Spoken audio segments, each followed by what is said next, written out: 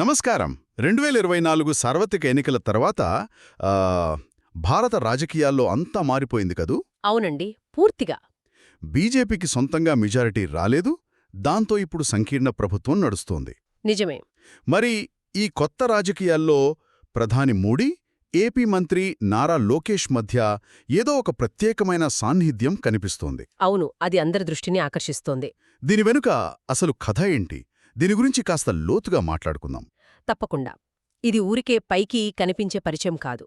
దీని వెనుక కొన్ని స్పష్టమైన రాజకీయ వ్యూహాలున్నాయని జర్నలిస్ట్ పెద్దాడ నవీన్ గారు రేపటి కోసం పత్రికల్లో విశ్లేషించారు. ఓ, పెద్దాడ నవీన్ విశ్లేషణ అయితే ఆసక్తికరంగా ఉంటుంది. అవును, ఆయన విశ్లేషణ ఆధారంగానే మనం ఈరోజు అంటే మారుతున్న కేంద్ర రాష్ట్ర సంబంధాలు, సంకీర్ణ రాజకీయాల అవసరాలు, ఇంకా ముఖ్యంగా రాష్ట్రాల్లోని యువ నాయకులతో మోదీ ఎలా వ్యవహరిస్తున్నాడన్నది చూద్దాం. సరే, ముందుగా అసలు ఈ పరిస్థితి ఎలా వచ్చింది? అంటే ఎన్నికల ఫలితాలు ఈ సమీకరణాలకు ఎలా దారితీశాయి? అంటే చూడండి, బీజేపీ 240 సీట్ల దగ్గరే ఆగింది కదా.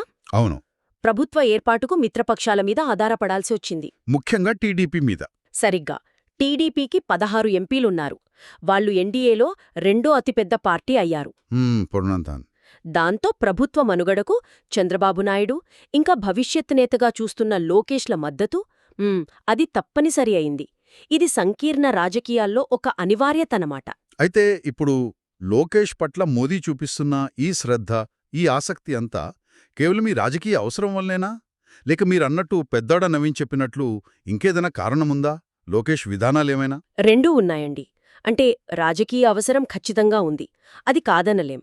కానీ లోకేష్ రాజకీయ విధానాలు కూడా మోదీకి నచ్చుండొచ్చు. ఉదాహరణకి ఆయన టెక్నాలజీ మీద, పెట్టుబడుల మీద ఎక్కువ ఫోకస్ పెట్టడం. అవును, అది గమనించాం. అలాగే కేంద్ర రాష్ట్ర ప్రభుత్వాలని ఆయన డబల్ ఇంజిన్ బుల్లెట్ ట్రైన్ సర్కార్ అని పోల్చడం. అంటే రెండూ ఒకే కూటమి అయితే అభివృద్ధి వేగంగా ఉంటుందని చెప్పడం. ఆ మాట బాగా వాడుతున్నారు కదా. అవును, ఇవన్నీ మోదీ ఆలోచనలకు, ముఖ్యంగా ఆయన వికసిత భారత్ లక్ష్యానికి దగ్గరగా ఉన్నాయని ఆయన భావించుండవచ్చు. కర్నూలు సభలో లోకేష్ను దగ్గరకు పిలిచారు కూడా. అవును, అది కూడా ఈ వ్యూహాత్మక ప్రాధాన్యతను సూచిస్తుందనే అనుకోవాలి. ఓ, ఇది చాలా ఆసక్తికరంగా ఉంది. మరి ఈ ధోరణి, ఈ ప్రాధాన్యత కేవలం లోకేష్ వరకేనా? లేక ఇది మోదీ పెద్ద వ్యూహంలో భాగమా?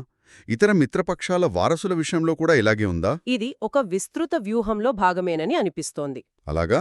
అవును, మిత్రపక్షాల్లోని తర్వాతి తరం నాయకులను, అంటే నెక్స్ట్ జనరేషన్ లీడర్స్ని గుర్తించి ప్రోత్సహించడం, దీని ద్వారా కూటమిని బలోపేతం చేసుకోవాలనే ఆలోచన కావచ్చు. ఉదాహరణలున్నాయా? ఉన్నాయి కదా. బీహార్లో చిరాగ్ పాస్వాన్, ఆయనకు 5 ఎంపీలున్నారు. యూపీలో జయంత్ చౌదరి 2 ఎంపీలు. ఇలాంటి యువ నేతలకు ప్రాధాన్యత ఇస్తున్నారు. నిజమే. కాని ప్రభుత్వ స్థిరత్వానికి టీడీపీకి ఉన్న 16 మంది ఎంపీల బలం చాలా ఎక్కువ.